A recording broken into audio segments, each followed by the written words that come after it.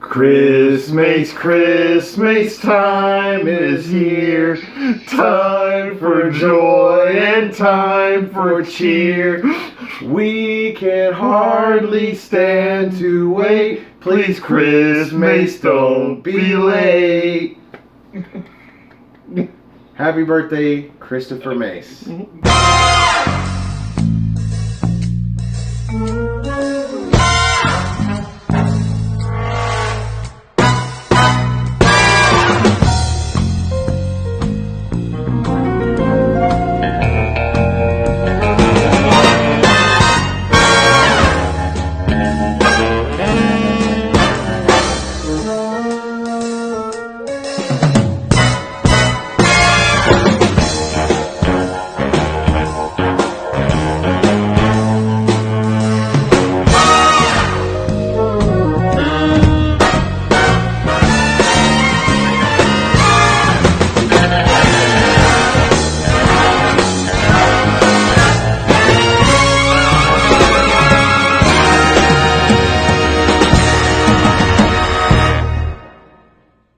Support, no DQ. Welcome everybody to the NXT Party for episode number 52 of NXT UK. I am your host, the Rated R Reviewer, Stephen Osborne, joined as always by the General Jerry Slaughter. Good morning, wrestling fans. And this morning we've got a pair of guests. First, the birthday boy himself, the holiday Chris Mace. How are you doing, Chris? Doing great, y'all. I'm glad to be enjoying my birthday weekend, starting it off with y'all. So great. Thank y'all. Well, thank you. And the Cleaver, Colin Andrew. Thank you for joining us. Colin, how's it going? It's going good, man. How are we doing this morning? Pretty good. Pretty decent. I'm still awake. Yeah, long day at work, and he's still here doing the unpaid job. Yes. So, thank you, Jerry. I got paid in Chinese. Yeah. And root beer. If We're you good. can't tell the fact that I'm not wearing a work shirt, yeah, I didn't work today. I took today off. Fucker. So, yeah. Cost me 10 vacation hours, but fuck it. Yeah. So, on to the show. Before we get to anything, we have Sid Scala come off, and again, for the second week in a row, rip off our cold open. Mm-hmm. Only, I think we do it better. Jerry is way funnier than whoever writes for Sid Scala, because he just runs down the card. Yeah. Including Tony Storm coming out and talking. You basically, yeah, we're going to hear from Tony Storm, and it's like, yeah, that's my favorite thing to do on NXT UK is hear from Tony Storm. If at least I didn't hear shiny once this time. Yeah, she didn't Thank whip God. out the shiny. Thank Jesus. Our first match of the night is Fabian Eichner and Marcel Bartel versus Always a Saxon win. Huxley and Tyson T-Bone. So we've got the jobberest of all jobber teams, and we've got The most dominant force in the tag team division, short of the Grizzly Young Veterans. they are mathematically one half of Imperium. Yep. And, of course, we know who's going to win this match. This would have been a really great match if it Bartel wasn't and so Eichner damn put up a expected. hell of a fight. We saw like 2 or 3 of Eichner and Bartel's great tag team moves that they've come, like that double drive-by drop kick Yes. when dude's dangling over the ropes. I mean, come on. That was great. Because at first they had Eichner holding the dude so that Bartel could come in and do the drop kick and it'd be safer so he could actually execute one that was a drop kick. And this time they're just like, fuck it, we're going to hit him from both sides. Love that move. We got to see the spine buster into the soccer kick. We got to see them deliver the fucking, well, of course, to finish the match, the last ride with the European uppercut coming off the middle rope. And 1, 2, 3. Of course they were going to win. Yeah. But, I don't know, the match itself was pretty predictable. Mm-hmm. What'd you think about it, Chris? Like I said, I thought the showcase for Imperium, it was basic, pretty much basic match. Like I said, you can tell they're all a cohesive unit because they're all pretty much emulating and acting like Walter. They're all doing the pose. They're all working together as a cohesive team. This is going to be a very dominant team for years to come. Colin? Well, first thing I want to point out, like I mentioned on Twitter, I missed their old entrance. I missed the music, the handshake, etc. I know they're part of Imperium, but they don't have to mimic Walter 100%. You know, Undisputed Era, they're a faction, and they are going to have, they have the same music, but they have a different flow. than each other. Great show of teaming by Barthel and Eichner, as always. These two dudes, honestly, in my opinion, are probably, if they were faces, or if James Drake and Zach Gibson go face, the next tag team champions. Like, no other team deserves them more than these guys at this point. Yeah, if it hadn't been the grizzled young veterans, I would have rather it been Eichner and Barthel, because they gelled together as a tag team almost off the rip. Yeah. And then after 2 or 3 matches, they had these tag team moves that weren't even finishers, but could be finishers for any other tag team out there. Mm-hmm. And it's just like, all right. And then they just kept winning.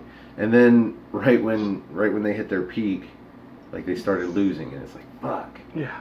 But that was leading them into forming Imperium, so I guess the means... It became a win. Yeah, the means were justified there at the end. What do you think about the opening match, Jerry? I really like it in the sense that we got to see a little bit more of a different side of Eichner and Barthel in this one, too.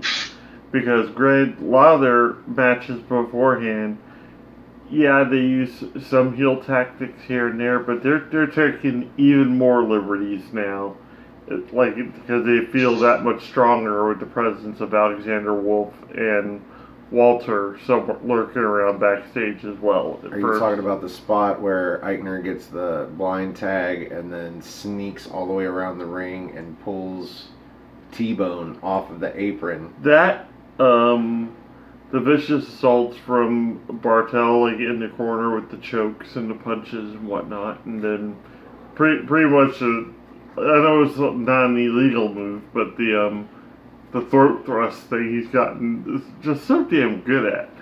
I'll tell you what Eichner did to impress me. He fucking caught Tyson T-Bone in the air, trying to leap over him. He just caught him in midair, turned him around, and fucking into his... Power slam. Yeah, power slam. And then you had Barthel come off with that running European uppercut that was just nuts. Yeah. So much force behind it. Like, Dragunov can learn so much from him. Yeah, but we figured out that Dragunov's is a headbutt. Yeah, it's a headbutt. So yeah, I can understand not running at him like that and headbutting him in the gut. Like, oh, it's going to kill your spine someday. So maybe that's why he's on all that cocaine. Anyway, after this, we get an interview with Travis Banks, and this is about his title loss, and it's very brief, and he just says he's going to have to hit the reset button. I think in order to have a reset button, you have to have a start button first. That's true. I would say he's had plenty of reset buttons.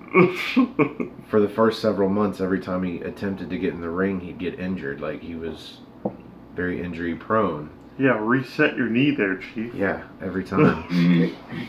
Colin, any comments about this interview with Travis Banks? No, I didn't really have I think Travis Banks has yet to impress me, like Jerry said, and like you just said. Anytime he gets any momentum at all, he gets injured. So he's like, what is it, the New Zealand Mr. Kennedy? Oh, poor Mr. Kennedy. He could have been so much better. Oh. I still think he'd be a great commentator if they brought him back for that. Oh, of course. Yeah. Oh, I agree with that. Yeah. He would totally be the Kurt Hennig of our time. Chris, do you see any upside here? Any where does Travis Banks go that is going to surprise everybody? I have no idea at this point. I will never forget. He pissed me off that one match and never will forget that. So. Episode 27. It will never die. I mean, I will admit, though, he actually did all right with Walter. I was really actually completely shocked how he did with Walter. But other than that, he hasn't really impressed me that much. Well, I wasn't shocked at all by the fact that Walter won. No. That's the thing. Like, Travis Banks did really nothing for me. We walked in with low expectations of Travis Banks, and we weren't really disappointed because he still ended up losing. A loss is a loss. It doesn't matter how big of a loss it is, or it's still gonna say Walter beat Travis Banks. So up next we've got Xia Brookside coming out, and at first we couldn't remember, but of course, yeah, Sid Scala laid this all out for us. Jinny is her opponent, and it looked like she was coming out by herself for a second. Yeah. But then Jazzy Gabbard appeared. What? Wow, Jazzy Gabbard. Xia Brookside's not getting a fair fight? Yeah, right at the beginning of the match, Jinny took the opportunity to yell at Xia and yell at Gabby, like, I don't even need Gabby for this. Yeah.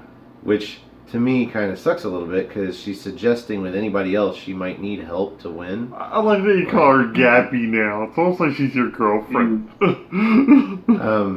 Should I call her Jazzy, I guess? You're like Jazzy Gabbard. Jazzy Gabbard. Gabby. Just Gabby. Gabby. Just call her Gabby. I like Gabby. We're going to call her Gabby from here on. Ginny and Gabby. Colin, your thoughts on this match? I mean, it was a decent match. It was, I was expecting to see Jinny hopefully just kind of do it by herself, but apparently, near the end, obviously, like we saw, Big Brutus got involved. I don't know how I feel about Xia Brookside right now. I've always been kind of decent with Jinny, but she pulled the decent, typical heel tactics in this match. And then at one point just straight mauled Xia Brookside. Hopefully see this again down the line, but again without interference from Jazzy Gabbard on the outside, or have someone else, I don't know who, come down and help her out or distract her. Hopefully the ref sees something sometime. But overall, I wasn't super impressed with the match, but I thought it was decent. Well, to her credit, Jinny has beaten Xia Brookside, and she did so on her own. I know. And the thing about it is, she has actually reset her character. She went by herself all the way to the Women's Championship, got an opportunity, and failed. Now, in order to come back to it, she has to reset her character. By doing that, she has gotten Jazzy Gabbard. Now she has got to go to the ring and show how she can win a match with Jazzy Gabbard's help. That's what this accomplished. And after she wins 2 or 3 more matches with Jazzy Gabbard's help, then she'll get a title opportunity again. And maybe she'll get it this time with Jazzy Gabbard's help. He explained this to me earlier. Yeah, it's kind of like how I feel like Braun Strowman needs another shot at the Universal Championship, because now he's a babyface. And he might not lose to Brock Lesnar like he did as a heel. Who knows? That's my thoughts. Anyway, Chris, your thoughts on this match? Pretty much was Bailey 2.0 versus J&J Security 2.0, because it seemed like what they're doing here. Xia Brookside, I thought for sure maybe they're trying to build her up. She had a great showing in that over-the-top Battle Royal. She seemed like she might possibly be getting some momentum. No, they didn't do that. So, but I figured Jinny should have been able to easily beat her within 2 or 3 minutes. She didn't need Jazzy, but like I said, your point, what you said, makes complete sense. Though, rebuild her back up with help from Jazzy. So, all in all, it was okay. It wasn't anything to write home to mom to or anything like that. Well, yeah, she needs help from Jazzy Gabbard here to solidify that now she's a different character. Yeah. And she gets it. Jazzy goes for a trip up while Xia's heading for the ropes. And while Xia's distracted, like yelling at her, the roll-up victory. And, yeah, Jinny gets the 1, 2, 3. Which actually, I think Xia got her shoulder up there. I think she did too. It looks like she got her right shoulder up. It's kind of a weird botch. But the ref didn't see it, so he counted 3, whatever. Yeah. What do you think about it, Jerry? I love any match that Jinny's ever in. Because Jinny's my girl. I love her to pieces on this show. That and that Indian surfboard stretch thing she does. Like how she flows into it and everything. Yeah, that setup, to me, I still can't figure it out. I know. Like it's like a little magic trick. Like we were just sitting there, I was like, "Whoa, did you see that?" You're like, "What? Well, how the fuck did she do that?" It's like, I don't know. But she always ends up like just latching it on. It looks so freaking painful.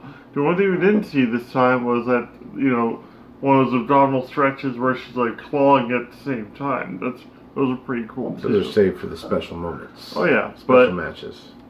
Any match with her, she's gonna naturally pull off those kind of moves and everything. But from here on in, it's probably be the end result. Jazzy Albert's gonna form some form of distraction, and she'll end up going from there. So. Well, after this, we get an interview backstage with Imperium, who's kind of acting a little bit like Gallus did in the trailer, where it's like, this is their space. How did somebody get in here? But this is our broom closet. If you can hear past all the accents, and I think most of them were talking in their native tongues there for a minute, because I couldn't understand anything. But they're basically talking about. It was pretty much wrestling. It was pretty much wrestling you in at that point. Yeah, the interviewer asked them about Trent Seven, and they kind of say twice here that they've already beaten Dunn, and they beat Tyler Bate, and now all that's left is Trent Seven, and of course they'll beat him too. Well, they laughed at Trent Seven about as much as we do on this show. That's what I love most about that. Is like even Bartel was just like, Trent Seven, seriously? Was it Eichner or Bartel that said it first? But then Wolf cuts in and says it again. Oh, it was Bartel. But then, for some reason, accepts the challenge from Trent Seven for Walter, and then Walter steps in like nothing's wrong with that. But of course, he's going to accept the challenge anyway. And why the fuck not? He's got three of the toughest SOBs on the planet as his backup. So there's really why the fuck not? And maybe that'll be the main event for the very last episode from the Download Festival. I don't know when these are going to end. But see, that's what gets me about the entrance. Like I can wait to see them perfect the entrance when they have a bunch of weeks in between, because this is just 3 days, I guess. Yeah. Them recording a couple hours every day for 3 days. Mm-hmm. I'm ready for them to move on back to like the cheese factory or whatever it was. The corn exchange. The corn exchange. Yeah. The cheese factory. Corn exchange. It's all the same. So we get a selfie promo next from Kenny Williams, and he's talking about Noam Dar, and I guess he takes exception to Noam Dar trying to take the chair from him, even though he kind of did a heelish thing by using the chair to distract Noam Dar so that Noam Dar would lose. Yeah. So I don't know, but he threatens to take the wing that Noam Dar wanted him to be under and break it. And I don't know. I'm impressed with Kenny Williams off a hot tag and a tag match, but other than that, I've yet to be impressed with him in a singles capacity. What do you think about him, Chris? I'm impressed with him in a single capacity either. So like I say, it's going to be interesting to see him with the Scottish Nova, so we'll see how that match plays out, but it's going to be interesting. Colin? I'm going to agree with you guys on that. I really haven't been impressed by Kenny Williams at all. So we'll see what happens. Good luck, kid. That's all I can say.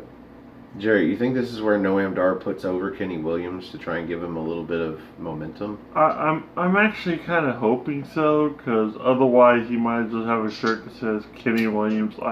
At least I'm not Flash Morgan Webster. But where does either of them go after this? Like, you've got to be building momentum for something. There's no incentive for them here. They need to be going for a cruiserweight title or maybe some sort of cruiserweight tag title. No, we need the European title as the middle card title. Yeah, they're NXT UK. Okay, we talk about this, so we're Somebody we're blue, and you guys are blue in the face. I'll probably be like a purplish color.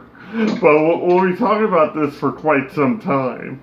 So yeah, anybody that knows a writer down there at Full Sail, tell them that they need to send word to UK. No, what they need to do the is European Championship. What they need to do is have 24/7 title go over there at least once, and R-Truth to lose it, and then it officially becomes the European belt. Yeah, because he keeps... That's what I brought. He keeps on referring to it as the European belt, so it only makes sense that it becomes the European belt. Well, that withstanding, next week we will get Kenny Williams versus Noam Dar. Yep. After this, we get a recap of last week's main event and the aftermatch where Gallus was reigning tall, but at the same time, on their way back up the ramp, Mastiff gets back in the ring, and he's still standing. Because he looked great in that six-man tag match. Yeah. Despite losing, which, like I said, he didn't have to take the pinfall, so that was fine. Gallus needed to look strong. Coming off of this, I guess there was words between Mastiff and Joe, even though Joe never got back in the ring. They just left. But this is going to lead into a interview backstage. So we get Gallus in the trainer's room. I guess Mark Coffey suffered some kind of injury during that match, and he's still hurting. And Wolfgang, a week later, Wolfgang's about to bandage him up, and he puts the bandage in front of him. And that was Joe. Huh? That was Joe. Yeah, Well, Joe Wolfgang was in the background. Yeah, Wolfgang's about to bandage him up. He's like, Wolfie, I need you to bandage him up. And he puts the bandages down, and then he sees the interviewer. He gets all sorts pissed off, grabs the bandages, and throws them over to the side. Yeah, too bad for you, brother. I thought that was so great. They are going to accept some sort, I guess, not even accept a challenge. He's actually dishing out a challenge to Mastiff. Joe Coffey is. Yep. He challenged, and this again, one of those things. These guys are supposed to be heels, but you can't help but respect them because they do a lot of their stuff the right way, the babyface way. Yes. Yeah. They go to if they have a tag match, they go to the ring as two. They'll come to the ramp, and on the stage, they'll shake hands and wish each other luck, and then whoever's not in the match fucking leaves. Yeah. Like, they do everything, like, except a couple of times, maybe.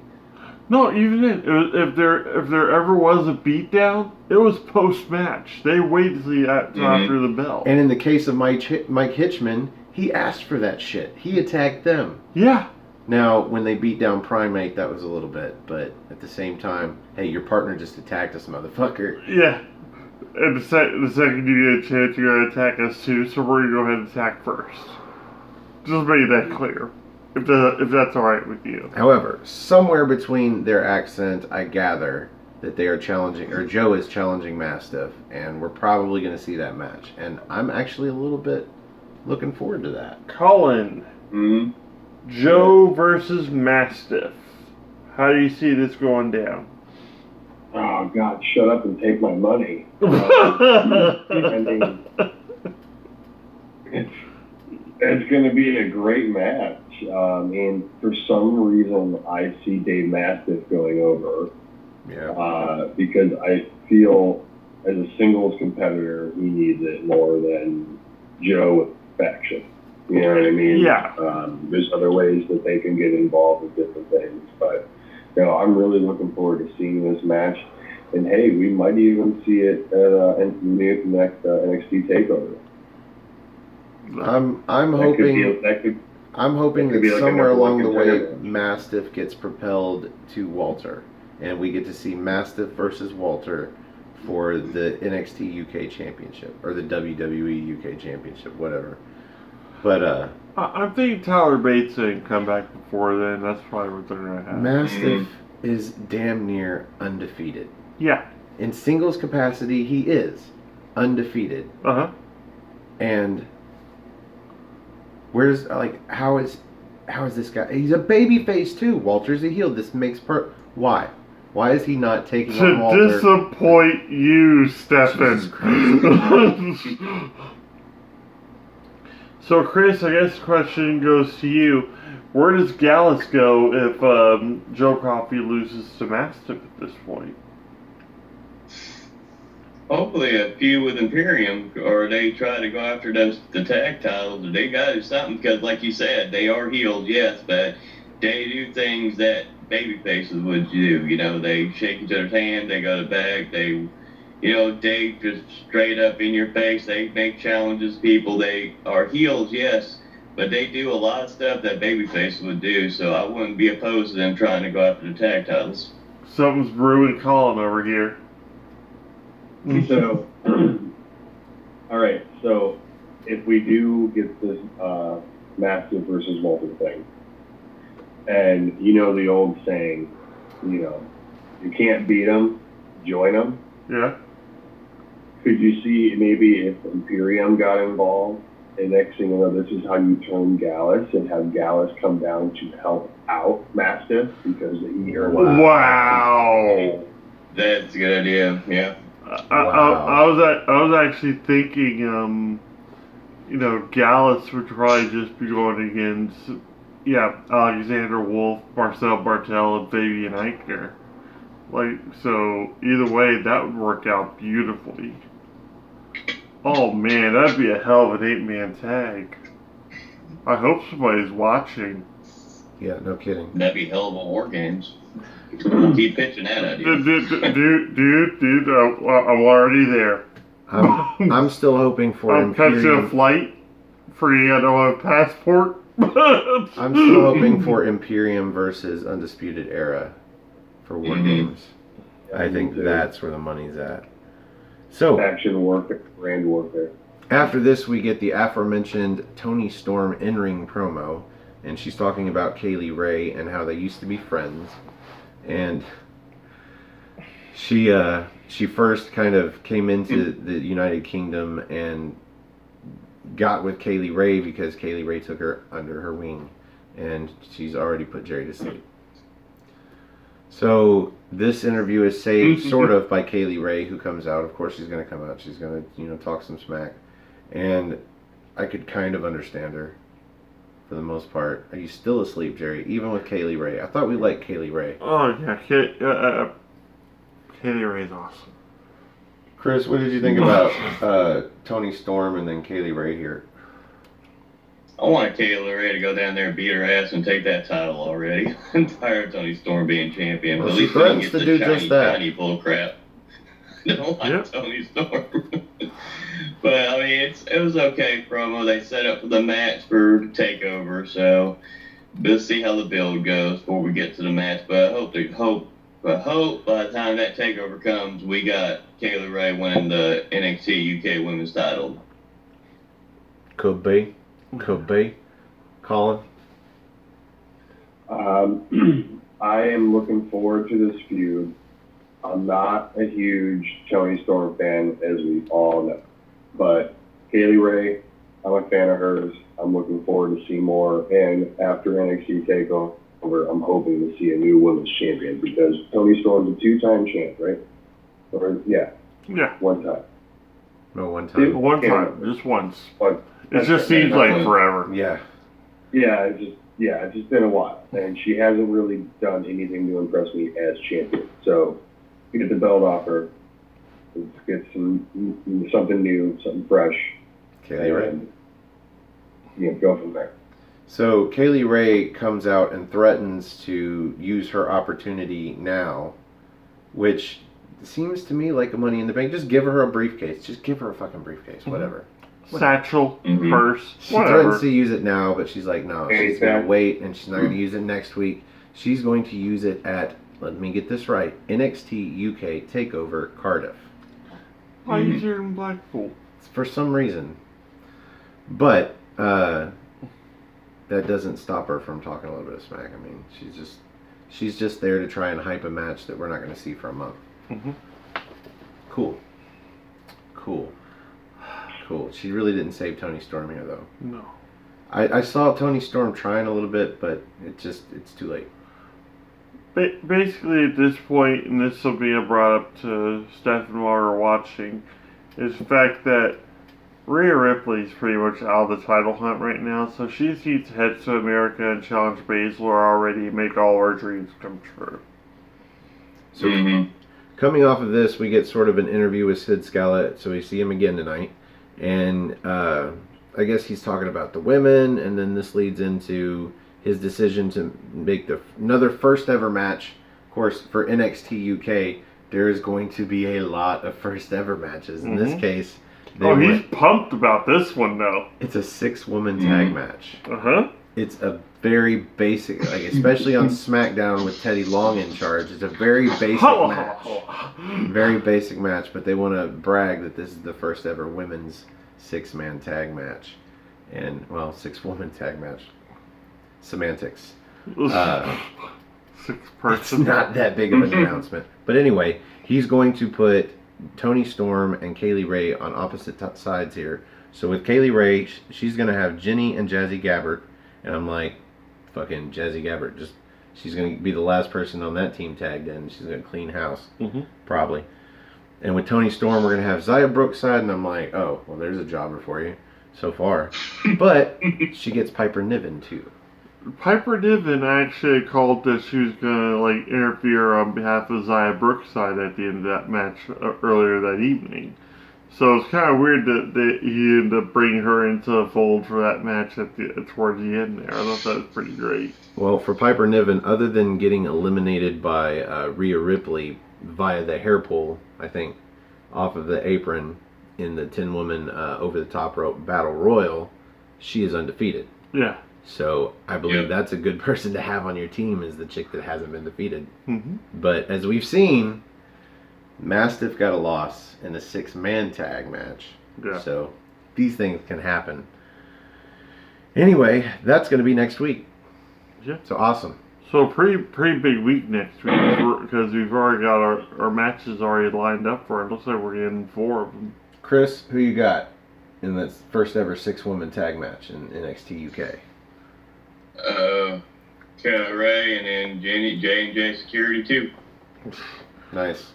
What about you, Colin? Who you got? I'm going with Jinny Gabbert and Casey Ray too. Seems like a safe bet. Xia Brookside takes the pin. Mm-hmm.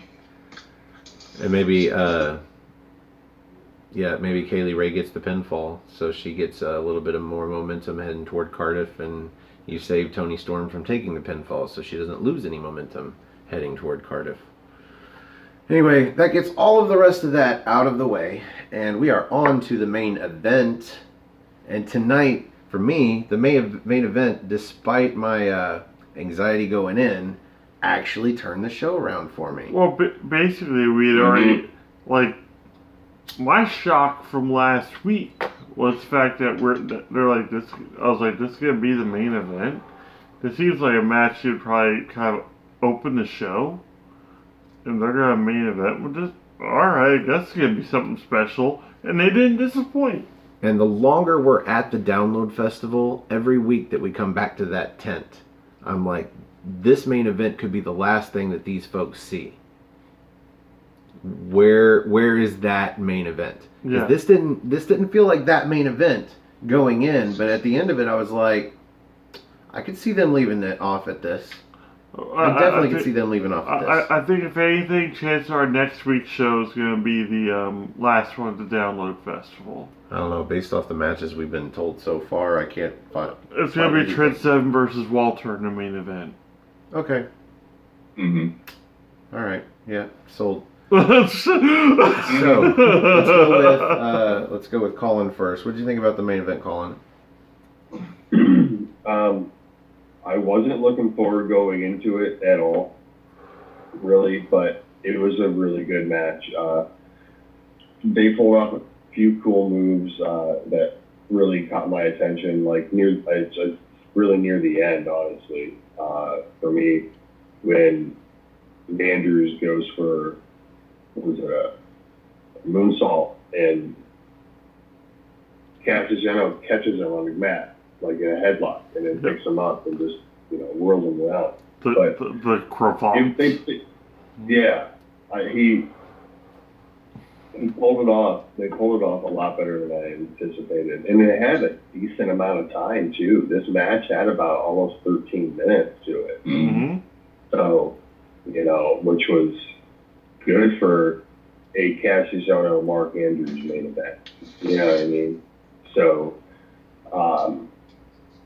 they both looked good. Cassius Ohno has been looking a lot better over the last recent weeks, at least to me. And, I have not been the biggest fan of his career since he's been back in WWE and stuff. So I got to give props to him on that. How was that? But no, it was. I don't know what the hell that was.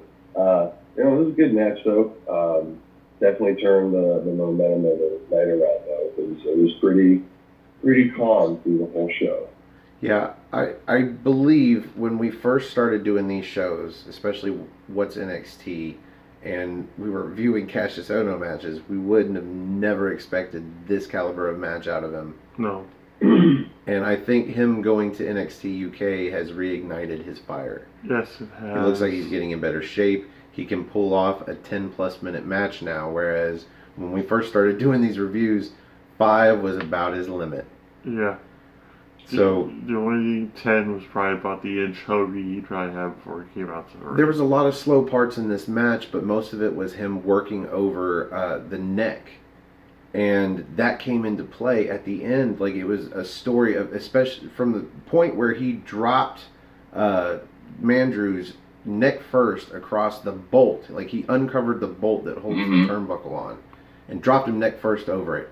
The cravat, he used that a lot in this match, but it works over the neck. And it looks like it works over the spot that he's just in the chops and everything else through the whole match. And then, yeah, when Mark Andrews went for that shooting star, what does he call it? The fall to pieces. The fall to pieces off the top rope. And Cassius moves just enough to catch him, almost like Randy Orton would do for an RKO. But he catches him on the mat and then brings him up for the cravat and then does that suplex. Yeah. And he should have ended the match right there with the rolling elbow.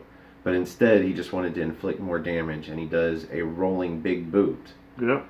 And then he goes for, he likes to do these weird electric chair type face busters. And in this case, he went for a face buster off of a tombstone setup. And Mandrews rolls through. Fruit roll up victory, 1, 2, 3. After 13 minutes, he gets the cheap win. But whatever wins the match, I guess. Chris, what did you think about this match? I was really shocked at how I liked this match. I thought I was going to just be bored with this match and just like, oh, hurry up and get done. Come on, let's go. Let's get the next week's show. But actually, it was pretty damn good. I liked how Ono worked it as heel. He's damn good heel when he wants to be. When he's with the right opponent, he's vicious and he's downright damn good heel. Working on the back, everything he was doing. But Andrew surprised me too. I like that fire he got when Ono was doing those chops and he kept giving that look like, come on, pretty much. Come on, bitch, keep going. Let's go. You hit me, let's go. You just saw how he was getting pissed off and angry.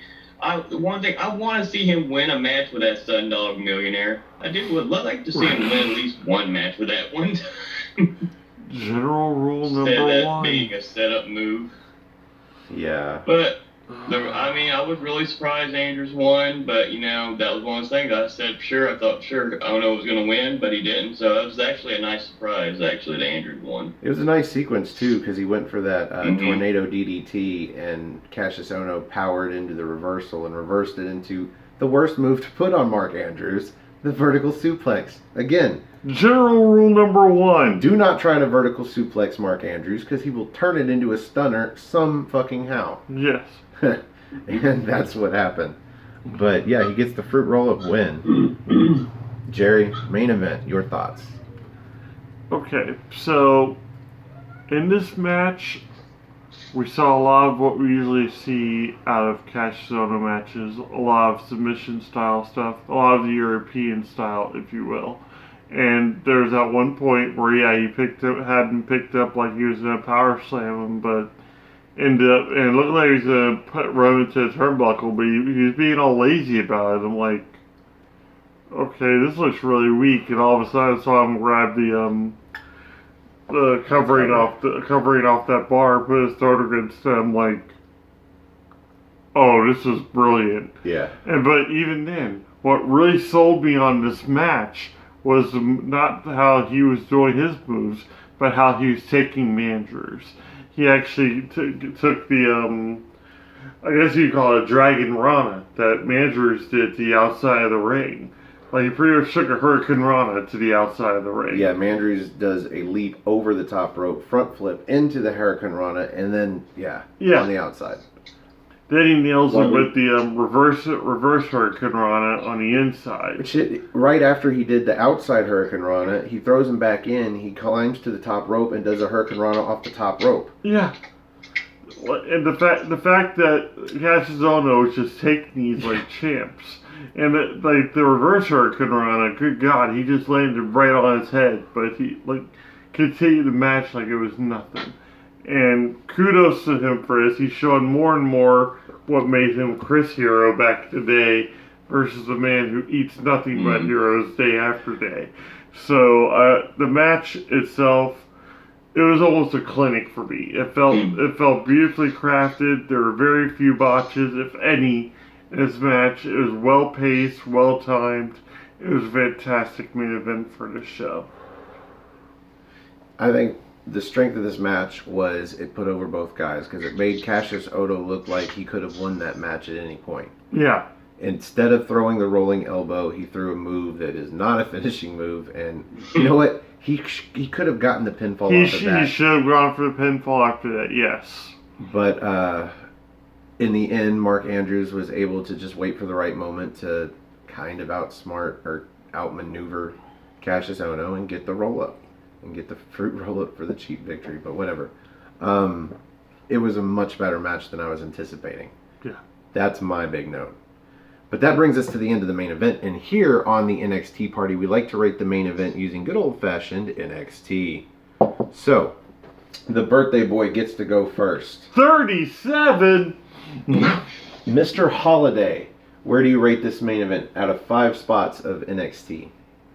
I'm going to give it 3 1/4. I know it was above average, like I said, but it wasn't like the best main event I've seen ever, so I'm going to give it 3 1/4. Colin? I'm going to go 3.5 on this one. Jerry? Also T. I'm actually going with 3 3/4 because like it was a good showcase for both the men. There wasn't any shenanigans. There wasn't any foul play at the end. There wasn't a post-match beatdown from Ohno. I think he was more surprised with the fact that he lost. He just sat in the corner, and Mandrews kind of slithered his way back up the steps and was like holding his neck and waving his arm. Holding his neck and waving his arm to the music. Yeah, that's a good way to sell a beatdown, is to just wave your arms with the fans. Yep. I'm going to agree with Colin. I'm going to go 3.5. Alright, so 3.5 spots of NXT. I was about to say good solid rating for that match.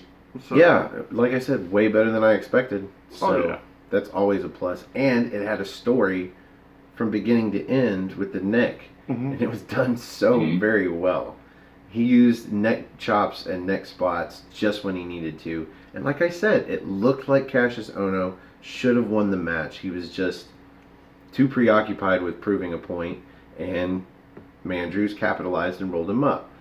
Both guys look good. If the WWE's smart, if for some reason Cassius Ohno just shows he can't be in the ring anymore, they need to put him in that performance center to showing people how it's done, because this was just brilliant. Yeah, some of the things that he does is just like, that's why he calls himself the genius of wrestling, or wrestling genius. So, that brings us to the end of this episode of the NXT Party. Thank you for joining us and having a spot of NXT. Thank you guys for being on the show. Again, happy birthday, Chris. Thank you. And where can we find you on social media, or can we yet? One more weekend and we can. Okay. Well, where can we find you, Colin? You can find me on Twitter and Instagram at Colin Andrew. You can find me on my YouTube channel for my series Chopping Block and Prime Cut predictions at Colin, COLIN space Andrew, ANDREW. Keep supporting all these guys and all the hard work of TeamNoDQ.com. Spoiler, the next guests on the Chopping Block are very good friends of ours. Yes. Very good friends of ours. Two of the best fucking people we know. Yeah, two of the greatest. So, thank you guys for being on. And if you would like to be on a future episode of the NXT Party, you can find us on Twitter, you can find us on Facebook, or you can leave your email down below and we will get back to you. All you need is Skype, watch the show. Phone number if you want. We're not creepers. We're now available like all day on Friday to record this, so whatever your schedule is, we'll figure it out. That's how we got Chris up here, though. Email. Good old email. But if you want to use Twitter, you can find me at nodq.com/Stefan. That's Stefan. Or if you just want to look me up on Twitter, it's at Stefan R. Osborne, Osborne. As always, the R stands for restricted. You can also find the gentleman on Twitter at NoDQ General, and also my Facebook group Armbar, all capital ARMBAR. Exclamation point. He's got the exclamation damn point. Skype lag, man. One day they'll have it super fast. And... No, he got it on exclamation point. We're good. Wrestling memes, discussions. Pretty much, if you're not gonna participate in the group, I don't want you in there. Yeah, his rules. I'm just an administrator. Yeah. He'll throw you out. Over the top rope. I give no shits. So that's how you find us on Facebook. You don't play ball, you're out. Armbar. You can find me on Instagram now at osborne.stefan. I don't do anything on there, but you're welcome to follow me. And if you'd like me to follow you back, just send me a message. I don't mind. Same thing on Twitter.